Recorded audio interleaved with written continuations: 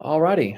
Well, hi everyone, and welcome to today's Red Hill Rediscovered with Patrick Henry's Red Hill. My name is Cody Youngblood, and I'm the Director of Historic Preservation and Collections here at Red Hill. And I'm really excited to welcome Dr. Ashli White for her wonderful book discussion on her new book, Revolutionary Things: Material Culture and Politics in the Late 18th Century Atlantic World. We're so glad you all could join us today. Now, Dr. Ashli White is a professor of history at the University of Miami. She's been there since 2006, and she's also the author of Encountering Revolution: Haiti and the Making of the Early Republic. Now, as we listen to Dr. White's presentation, please feel free to ask any questions or leave any comments in the comment or chat boxes, and they'll be answered at the end. So with that, I will turn it over to Dr. White. Thank you so much, Cody. It's a pleasure to be with you. I'll be trying to channel some Miami warmth to you over the web. It's about 75 degrees here. I realize it's not the same in Virginia. So thank you for joining me today. All right, so I want to begin my talk today with an anecdote that, for me, inspired what became this book. And it begins like this.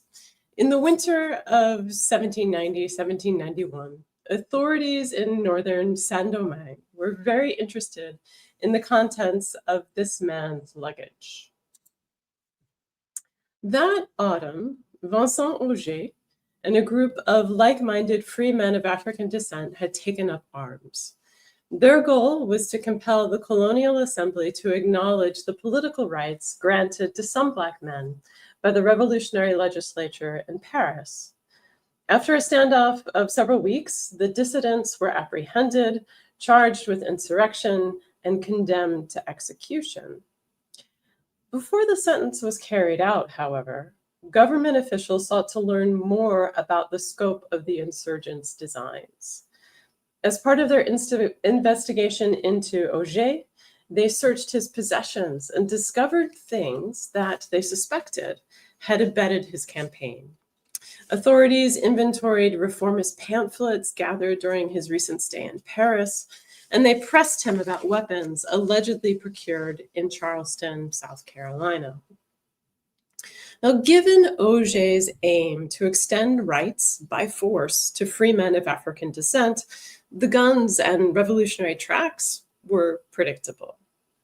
But investigators also inquired about objects that, from our vantage, are less expected. Early in the interview, they quizzed Auger about a trip to the Sèvres porcelain manufactory and the thousands of livres worth of coffee wares that he had acquired there and then sold. They wondered how he had afforded such a hefty outlay, and if it was true that he had worn a National Guard uniform to the factory visit. At another session, they referenced his engraved portrait, which you see here, copies of which were in his bag. They wanted to find out whether he had devised the motto, quote, "He loves liberty and knows how to defend it," that encircled the silhouette.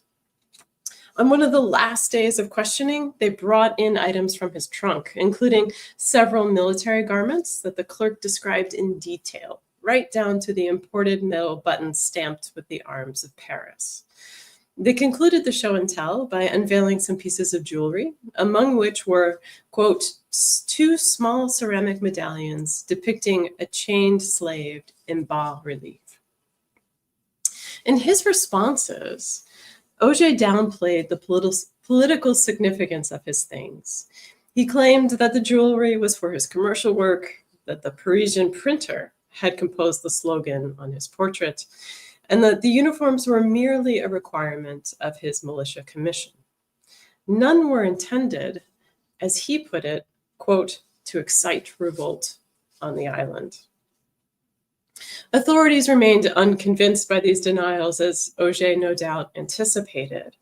Everyone in that interrogation room knew that these objects thrummed with meaning. But the officials' persistent questions and Auger's resolute disclaimers suggest that their revolutionary implications were up for discussion.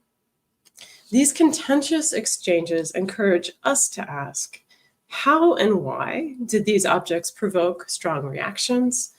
What do they reveal, not only about Auger's quest for political rights, but about the power of material culture in the age of Atlantic revolutions more broadly?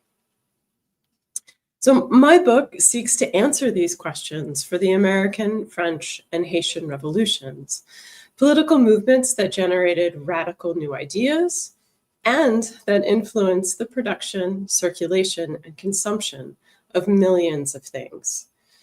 I show that in the late 18th and early 19th centuries, material culture shaped in distinct ways how people understood vital key words such as equality and freedom, and how they tried to promote and thwart the realization of these ideals on the ground. Crucially, these contests occurred at the level of everyday life: the clothes on individuals' backs, the plates from which they ate, the maps that guided their movements, the diversions that amused them. And these engagements involved enslaved and free women and men, poor and elite, whose encounters with objects were not limited to local concerns. Rather, through things, actors across the social spectrum contributed to transatlantic ideological disputes.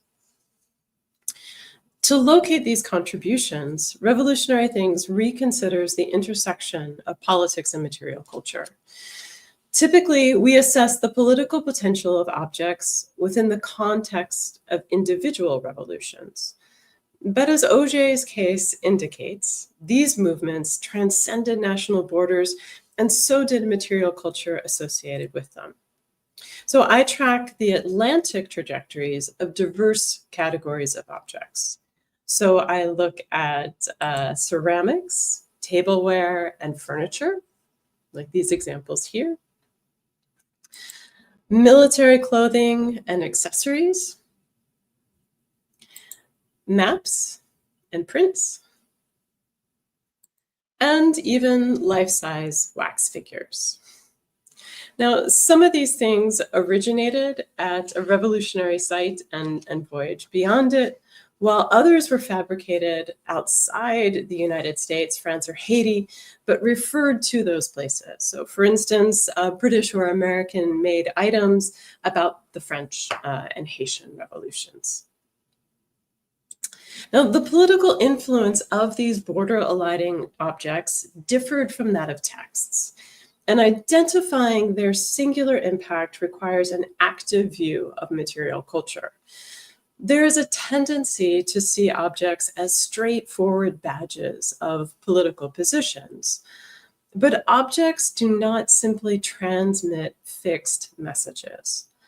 Material culture theorists and practitioners, they stress that people affect things and that things affect lives in fundamental and sometimes unforeseen ways. To understand an object's political resonance, then, we need to pay closer attention to what is often called its materiality, which has several components, at least in my application. Okay, so first, the traits unique to a type of object. So military clothing versus printed portraits, for instance. Those traits figured in its specific political capacity. So I explore how uniforms engaged with questions over equality, whereas printed portraits influenced debates about popular sovereignty. Second, not only did different objects speak to different issues, but each category had limits that were distinct to its form as well. These bounds were structural in terms of where and of what things were made. So an object's political possibilities were determined in part if it could be and was produced in Cap Français or Philadelphia or Paris, and whether it was comprised of cloth or paper or ceramic. The limits of revolutionary things were also socially constructed in that people had thresholds for tolerating alterations to aspects of their material world and to those of others. Some individuals were more willing and more able to change their dress accessories than their dinnerware. And lastly, context affected political influence. An object could promote or check change depending on who acquired and used it, how, where, and to what ends. A queensware platter owned by an enslaved person in Virginia had political valences distinct from one found in the Duc d'Orléans household. So this tension across and within revolutionary things made them sites of contest as people teased out political prospects and encountered obdurate restrictions in the world of goods. I focus on this contest in the heat of the moment, from about 1770 to 1810, when participants and observers wrestled with events, agents, and ideas as they surfaced. The quick succession of these three revolutions, and in the case of France and Haiti, their contemporaneity, that facilitates our inquiry into the effects of objects on the revolutionary present, instead of their role in nationalism and commemorations of the revolutionary past. So in so doing, I look to recover the dynamism of Atlantic things for the many individuals who interacted with them. Now, to show this approach in action, I'm going to draw your attention to the book's cover, which is, I think, pretty good looking, but it also has an argument. In a work about revolutionary material culture, it's not surprising to include a miniature of Toussaint Louverture. This visual representation of the Haitian revolutionary leader fits nicely in the category of revolutionary things, as do the items featured in the portrait. He's wearing a uniform, you can see a cockade on his hat, and the map in his hands. The Sèvres vase, which dates from 1779, seems an outlier, however. When it comes to revolutionary ceramics, we might expect something more like this teapot or this plate, one from the American Revolution, the other from the French. This morning, I want to make a case as to why this vase belongs next to the rendition of Toussaint Louverture. How this Ancien Regime object, along with others like it, redefines what was a revolutionary thing. And in doing so, it helps us identify new and significant aspects of the politicization of objects in this era. So the Sèvres vase is a prime example of a luxury good, made of porcelain and decorated with gilt and deftly painted enamel scenes. It took years to fabricate, and only the very wealthiest, in this case, Louis XVI, could afford it. And actually, he bought two of them. Luxury came under fire during the Age of Revolutions as reformers decried such items as visible manifestations of the decadence that corrupted political systems. In some instances, Republicans destroyed fine furnishings as they ransacked the properties of rulers, officials, and other political foes. This iconoclasm has received a lot of scholarly attention to illustrate how revolutionaries were determined to sweep out the old and bring in the new. And yet, the Sèvres vase, which graced the council room at Versailles, endured the revolutions, as did heaps of other high-style furnishings affiliated with ancien regimes. Their continued presence was essential to revolutions, in part because of their value. This morning, we'll examine how conceptions of the value of luxury goods encouraged their appropriation by revolutionaries who attempted to repurpose them for radical, if often unstable ends. Now, recall how Auger financed his military endeavor to Saint-Domingue. He purchased coffee wares at Sèvres and then resold them in Paris. This practice of acquiring and reselling desirable decorative wares was pervasive among other soldiers at the time, but with one exception. While Auger bought goods from the manufacturer, armies and navies frequently plundered them from their enemies. During the Revolutionary Wars, as with other armed conflicts, governments encouraged pillaging within certain parameters because it debilitated and humiliated foes, And the spoils of plunder helped to underwrite the victims' campaigns. Militaries, for instance, seize items of immediate use to their forces, so ammunition, food, horses, and the like. But they also gathered other materials with an eye to their saleability on the secondhand market.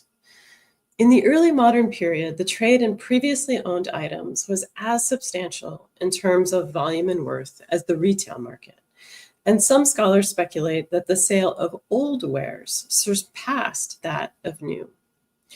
Not all of this activity resulted from plunder, but the lively secondhand market supplied a ready and familiar mechanism through which to dispense with and profit from goods seized in wartime.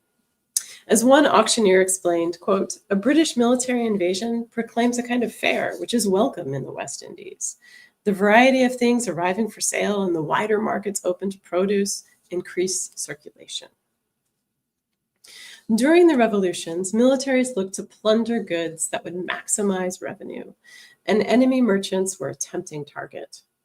When the British seized the Dutch colony of St. Eustatius during the American Revolution, soldiers raided warehouses for tropical produce, casks of sugar, coffee, and tobacco, which could be consumed by armies or hawked.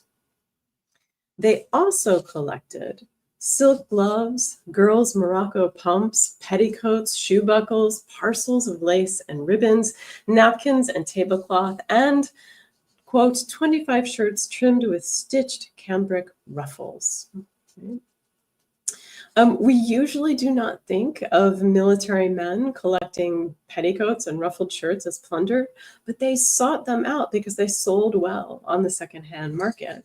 And in this print, you can see a sort of send-up of this episode in St. Eustatia, where the conquering British Admiral Rodney is up at the rostrum selling shoe buckles and buttons and other things in order to reap the profits from taking the island. All right. Now, merchant stock was easy pickings for militaries, but the same calculus of looking for certain types of goods, that informed seizures of private estates as well. So in North America, patriots confiscated and sold the household goods of suspected loyalists. Martha Phillips of Boston submitted a list to the Loyalist Claims Commission for over 500 pounds worth of property. That included pictures gilt-framed and glazed, china and glass, and 24 walnut chairs. In these scenarios, the identification of elite trappings came at the behest of officers, men of standing who were familiar with the ins and outs of the consumer's world. Yet evidence suggests that when it came to plundering, people at various social levels understood the value of diverse goods. Take, for example, the case of ordinary soldiers. In the aftermath of battles, men inevitably lifted items for themselves, and the individuals affected decried these appropriations as unjust and cited them as evidence of the moral waywardness of plunderers, which had political currency in the age of revolutions. For our purposes, these episodes reveal how members of the lower sort knew the value and resale potential of luxury items. In the fall of 1776, General George Washington heard scores of complaints about plundering by his men. In one case, a group of foot soldiers ransacked a house, taking with them, among other objects, 4 large pier looking glasses, so big mirrors, right? Which, as the reporting officer remarked, one would think could be of no earthly use to them. When ordered to return the goods, the ringleader refused to do so and swore that, quote, he would defend them at the hazard of his life. The incident shows how the acquisition of high-style goods had the potential to upset social hierarchies, as these men not only demonstrated their awareness of luxury items, but also claimed their rights to them. The political significance of appropriation and resale was even more powerful in the case of Black men. Throughout the Age of Revolutions, white observers tried to deny that Black people had the knowledge of material culture typically associated with the master class. And yet the actions of Black people belie this denial. In North America, Black loyalist soldiers took, quote, everything valuable from patriot homes. And in one instance, this included bedding, wearing apparel, liquors, and a watch.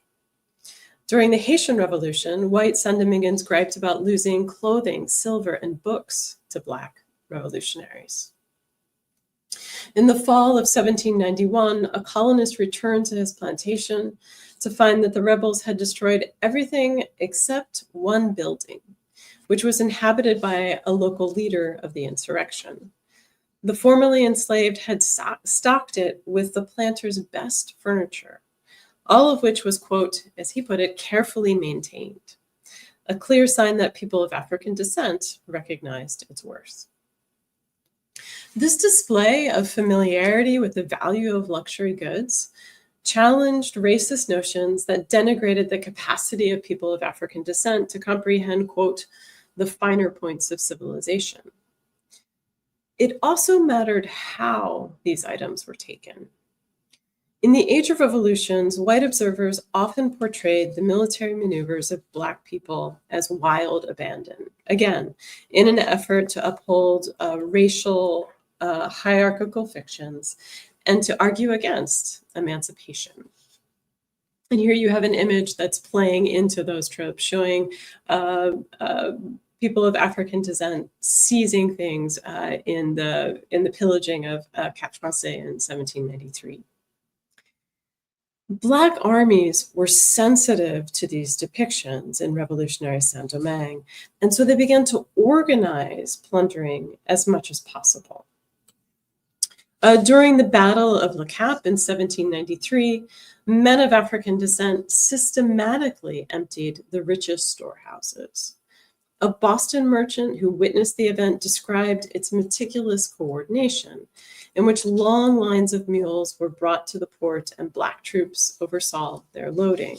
He said, quote, the whole bay for nearly 3/4 of a mile was stripped of its merchandise, and other parts of town were doubtless plundered in the same manner. So rather than unbridled looting, Black armies selected and gathered what they wanted in an orderly fashion. And in this case, to good effect, as estimates from this single episode's take reached about 10,000 livres. And here in this image, you can see an attempt for illustrators to highlight the orderliness and in some ways the legality of Black proceedings during the Haitian Revolution. Like their white counterparts, Black armies sold these items to support their aims. And in the case of Saint-Domingue, one outlet for these goods was neighboring Santo Domingo. In the early days of the revolution, Black armies carried plunder to Spanish authorities in exchange for war materiel. Colonial officials promoted the practice, hoping that Black forces would undercut French control to such an extent that the Spanish could swoop in and conquer the entire island. But Black armies had their own agendas for leveraging plunder. When Spanish colonial administrators could not keep pace with Black troops' demands for supplies, they began to sell items directly to Cuban soldiers who were stationed in Santo Domingo. These men bought thousands of pesos worth of furniture, jewels, plate, and even sugar processing equipment, all pillaged from estates and warehouses in French Saint-Domingue. On the one hand, these sales speak to Black soldiers' savviness about what was viable on the secondhand market and how to take advantage of that arena to support a political and military cause determined to overturn the planters' world in Saint-Domingue. On the other hand, this subversive potential was circumscribed in that buyers used these items, like sugar equipment shipped from Hispaniola to Cuba, they used that to bolster slavery elsewhere. As this case suggests, the political resonance of pillaged goods continued after their sale.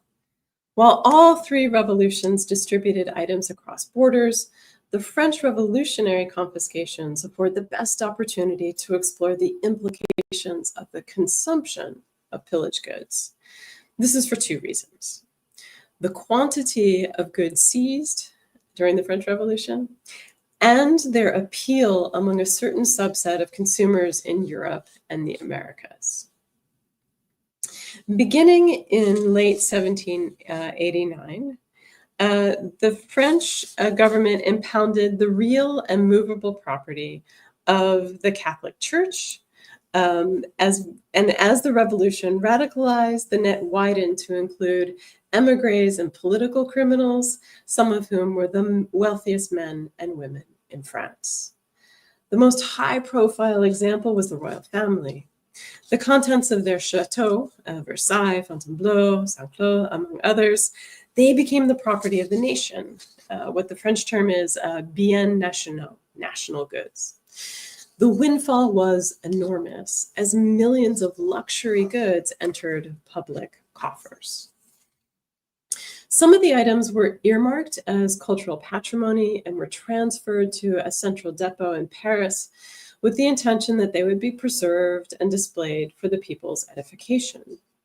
The Louvre, once a private palace, was transformed into a public museum in 1793 for this purpose. But the pressure of goods was enormous, and the regime was strapped for cash, so it decided to sell many items at auction. Administrators couched these sales in patriotic terms, calling on French people to purchase wares to support the nation. Despite these appeals, the local consumer base could not absorb the massive quantity of items, and the regime turned to foreign buyers who, they reasoned, would introduce stable currency into an economy suffering from ever-increasing levels of inflation. Consumers throughout the Atlantic world snapped up these wares in the 1790s. To be sure, these auctions targeted well-heeled clientele, which is one of the reasons we could trace them. They were prized among bidders then, and they've been prized by collectors ever since. Nevertheless, thanks to the French Revolution, these luxury goods became accessible to a wider swath of buyers. The new owners were still elites, but often aspiring ones, and several were avowed Republicans. Some eager purchasers were on the spot, ready to make the most of the bonanza, but French merchants also offered to ship items abroad. So Citizen Ibert, a Paris décorateur, he placed advertisements in German newspapers, emphasizing that he offered, quote, superior confiscated items at modest prices. Extant networks of trade expedited the movement of these wares as well. Throughout the 1790s, James Christie, the famous London auctioneer, he used his professional contacts to ensure a steady supply of confiscated items. In his catalogs from the 1790s, he advertised, as you see here, Madame du Barry's diamonds, and also bronze statues saved from the Tuileries, and other items that had been owned by household royalist names from the French Revolution. The sale of biens nationaux created opportunities for establishing new channels of Atlantic circulation. Consider the dealings of the merchant James Swan. A Scotsman who had migrated to Massachusetts during the North American colonial crisis, Swan threw himself into political ventures, joining the Sons of Liberty and serving in the state legislature and on the war board. By 1791, he had moved to Paris, where he parlayed his Republican credentials into commercial gains. Swan proposed that his firm could facilitate the importation of food and stores to France from the United States in exchange for access to and permission to export biens nationaux. Through this arrangement, Swan shuttled shiploads of French luxury goods to buyers everywhere from Boston to Norfolk. And as part of the deal, Swan purchased a cache of spectacular items for his home back in Dorchester. So the Sauvays on the cover of the book, he bought the pair of them. Like Louis XVI, Swan, he also wanted two. He bought a marble-topped console table, a mahogany fall front desk, and chest of drawers. These were all at the MFA Boston, so if you're up there, I encourage you to check them out. He bought a pair of gilt andirons, one of which you see here, a marble and gilt bronze mantel clock, and an entire suite of bedroom furniture. Now, we might be tempted to chalk up Swann's spending spree, as well as those of many others, to greed. Right? When individuals encountered so many amazing items at bargain prices, political principles caved to consuming desires and to social aspirations. Now, these motivating factors were at play. But this explanation stops short of appreciating the political associations that traveled with these objects into their new settings. The revolutions had made them available, and those revolutions were hard to shake, but also hard to pin down. And that reveals at once the instability and the power of these things. A brief comparison between British and US consumers helps us see this dynamic in action. As Christie's dealings suggest, Britain was an active market for biens nationaux. Although sworn enemies of France for most of the 18th century, British consumers still admired French high style. And this veneration did not wane during the Revolution. Some observers criticized the British elite for their Francophilia, but after 1793, with the execution of Louis XVI and the French declaration of war on Britain, buyers could claim a political impetus for their purchases. They justified their taste as a sign of solidarity with the ever-dwindling pool of French royals, and as a sign of their support for monarchy more generally. What's more, they argued it was a way of ridding France of its cultural spoils, and cheaply at that. None other than the Prince of Wales, who was the future George IV, was swept up in the frenzy, obtaining numerous set pieces and piles of furniture that he would eventually install at Windsor Castle. The experiences of Gouverneur Morris, the one seated here in the portrait, illustrate some of the political reverberations of French ancien things in the United States. Morris served as U.S. Minister to France during the Terror, and he purchased several items from Versailles while in Paris. He bought a musical clock and a sewing table, which he shipped to Robert and Mary Morris in Philadelphia. The clock was such a sensation that city residents went to see it at the shop of a local clockmaker. For himself, Gouverneur Morris acquired a suite of furniture, at least 2 sofas, several armchairs, one of which you see here, and a screen that had outfitted one of the cabinets in Marie Antoinette's private apartments. Morris's Versailles purchases appeared in the parlor of his estate, Mauriciana, located in what is now the South Bronx. And its display in the most public room of his house invites several interpretations. Its conspicuous placement may have been Morris's way of honoring the French-US alliance of 1778. Yet Morris was well aware of the dramatic changes in France that had made the Versailles suite available, namely the demise of the monarch who had allied with the United States. Moreover, in the spring of 1789, Morris had professed his disdain for the opulence of Versailles, indignant over the royal family's willful ignorance of how their lavish spending had contributed to the financial crisis. As the revolution deepened, Morris wondered whether the king, for all his good intentions, was, quote, up to the task of securing the liberty of France. And at several moments, Morris criticized and lamented Marie Antoinette's imprudent conduct. At the same time, Morris skewered the revolutionaries, detailing in his diary and official correspondence their intrigues and rash decisions and the general chaos they had unleashed.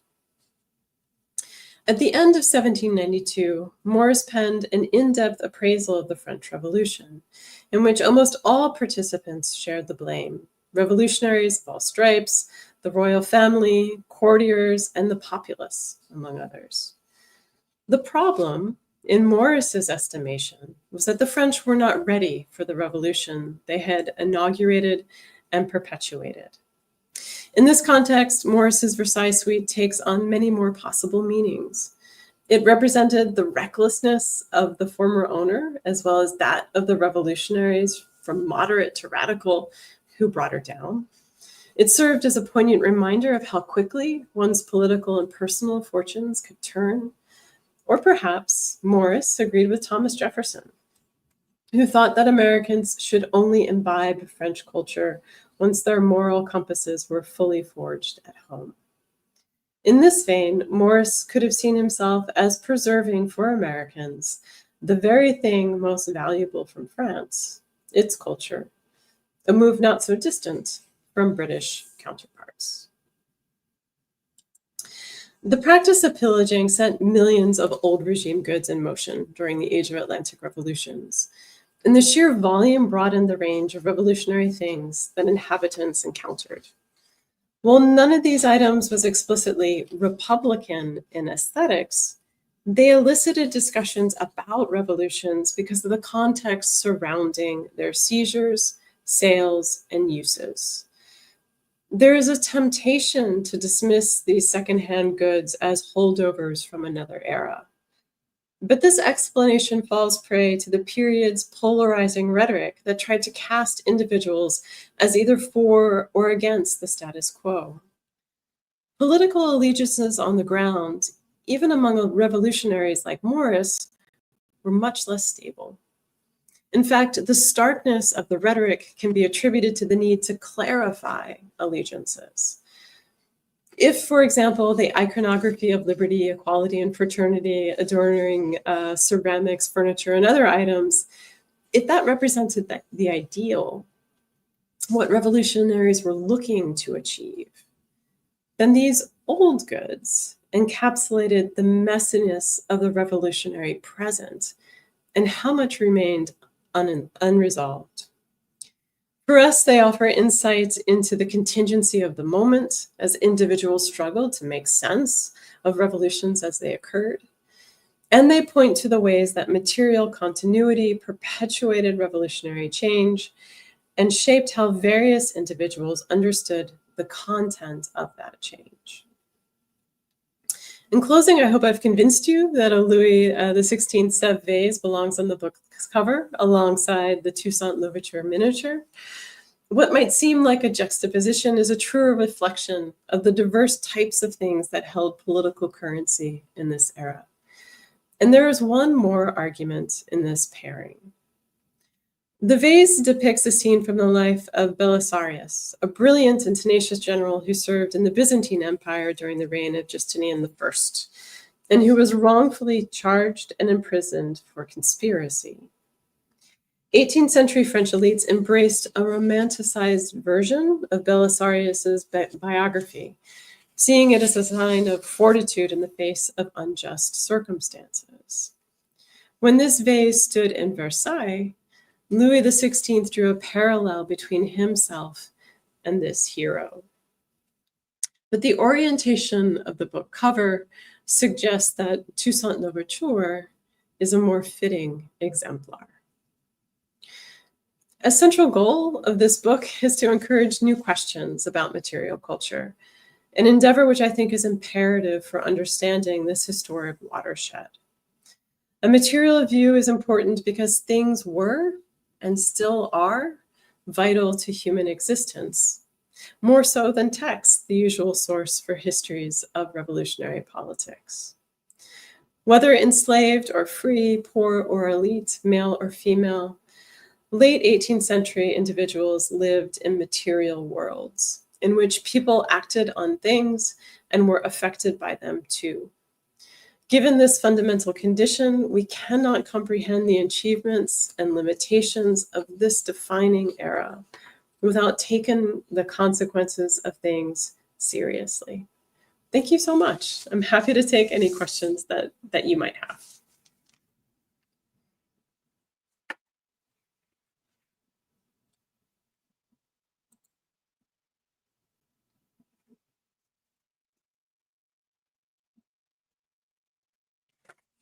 I'm sorry, Cody. For some reason, I can't hear you. I think you're muted. Whoop, I'm so sorry. There we go. Sorry. Thanks. Oh, that's all right. I appreciate you telling me. So thank you, first of all, for a great presentation. But I had a personal question for you, just in looking at this book and deciding to write it. Back in high school, when I was learning U.S. history, it seemed like, when we're learning about this period, we go from the Revolutionary War to the passing of the Constitution and then up to the War of 1812. So it kind of skips over, the 1790s and really the later part of the 18th century. So I'm wondering what inspired you to focus on this period, a period that's not really talked about too much. Yeah, I think I completely agree that the more we should study this period more, it is endlessly fascinating. I think how I got involved in this period in particular was that it stems from my first book, in which I, like you, had studied history in high school and had been a history major as an undergraduate, but I didn't know much about the Haitian Revolution, the enormous campaign for freedom and equality in the French colony of Saint-Domingue, which dominated the 1790s and had an important impact on the United States. And so my first book was an exploration of figuring out what that impact was and why I hadn't known about it previously, and along with other scholars, bringing more attention to the seminal contributions of the Haitian Revolution to the United States. And then with this project, thinking about the Haitian Revolution is intimately tied to the French Revolution, and given my interest in material culture from having been lucky enough to be a student in the Winterthur program, I was fascinated by the interconnectedness of this age. And I think there's something really important about seeing the American Revolution and the Constitution in the early Republican period as not being divorced from Atlantic currents, but still being very much tied to them, and looking to, in some cases, set the agenda on new footing as a new nation. So I think I'm hoping moving forward, I know we're going to be talking a lot about the American Revolution. I know Virginia 250 will be going strong. But I'm also hoping that maybe the 1790s get some good coverage too when we eventually hit those anniversaries, because they are just as seminal, and they help us think about the longue durée of revolution. Like the American Revolution isn't really over even with the Constitution. It's still being informed about the French Revolution, the Haitian Revolution, and of course the wars for independence that will take place across Latin America in the 1810s and 1820s. All right, great, thank you. And I'm going to actually turn it back to our audience here. We had a question from Courtney, and she asks, in the 1790s, when Christie's was auctioning royal possessions, who were buying these things? Was it revolutionary minded, or was it the elite trying to take what they thought was stolen from royalty? Yeah, thank you so much, Courtney, for your question. I loved looking in the Christie's archives. There's not actually too much that survives, only because of the bombing, actually, of London in World War II. They lost a good deal of correspondence from the 1790s, but what does survive are the object catalogs. And in those, there's some that are annotated, pointing out who bought what, right? And in some cases, you're exactly right. It's aristocrats who are looking to essentially fill their coffers with amazing things coming out of France. In other cases, there are instances perhaps of of non-aristocrats, but still elites who are trying to buy. In some cases, they're claiming that the prices are going too high and getting pushed out. But and then there's this other layer of the market in which dealers in London of furniture and jewelry buy things and then obviously would resell them yet again in their stores. And while I'm not able to trace those purchases as clearly, it wouldn't surprise me, right, if folks from across the political spectrum in Britain are purchasing those wares. American Republicans certainly did. And while British political actors with leanings toward the sympathies toward the French Revolution were facing increasing pressure in the 1790s, especially after 1793, I'd like to think that they could pick up a thing or two if they were interested. But I guess the most important takeaway is that for royals and aristocrats, they could justify their spending as a way to support a monarchy, to see themselves aligned with the French family that was under extraordinarily pressure and threat. All right, very interesting. Thank you. And this question, another one from me as well, kind of turns it back towards Patrick Henry specifically. Henry grew up in a middling class family. We know he was very famous for kind of wearing homespun clothes. He's never known to have worn, any kind of gold or nice silks, anything like that. Even when he was a lawyer, he would go into the courtroom with sometimes stockings muddy from the day's hunt. And I'm wondering when it comes to, like you mentioned,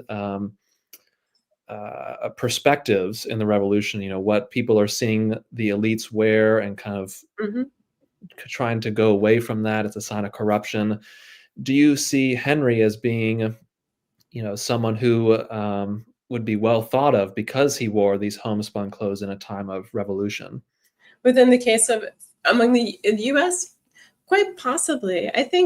I mean, what I've highlighted here is like one avenue of revolutionary things, but it wouldn't be surprising to me if Henry were able to and was illustrating his political sympathies in other ways that were not as grandiose and perhaps more muted, but no less powerful. So in the book, I also look at cockades, which if on the cover you can see Toussaint Louverture, a cockade is like a rosette of ribbon that was very popular during the American Revolution and has associations with the military, as did Henry, right?